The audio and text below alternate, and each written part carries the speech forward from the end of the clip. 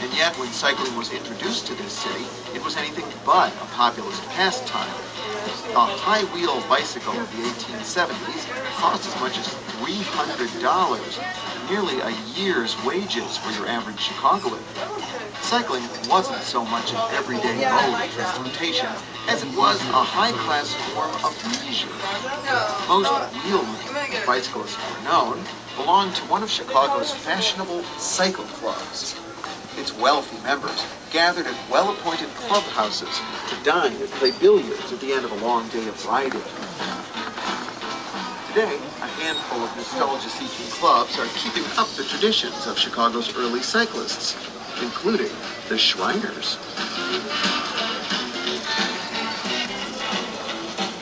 Chicago's early cyclists tended to be not only rich, but athletic.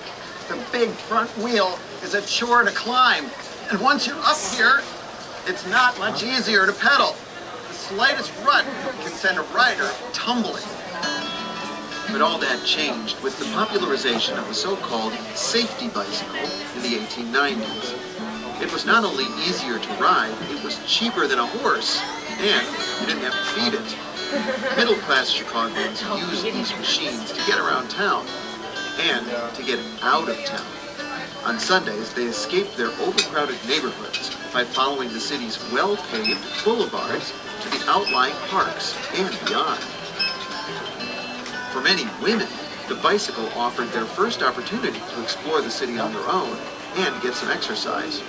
What's more, it liberated them from restrictive Victorian clothing. Women traded in their dresses for more practical riding attire, like bloomers and divided skirts.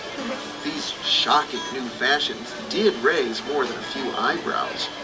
Many worried that biking would overdevelop a woman's leg muscles and afflict her with a skin condition known as scorcher's blush. Though one prominent conservative was decidedly pro-bicycle.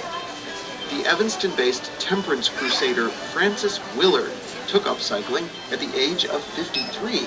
She wrote a best-selling book which championed bicycling as an emancipating force for women.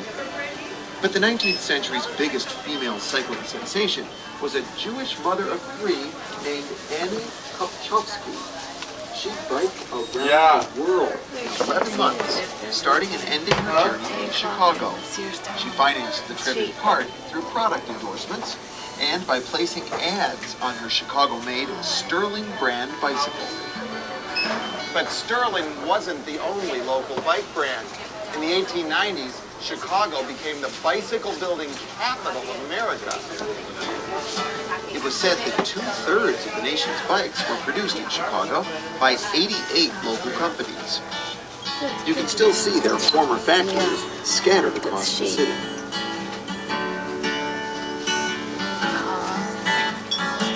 Most famous was founded by German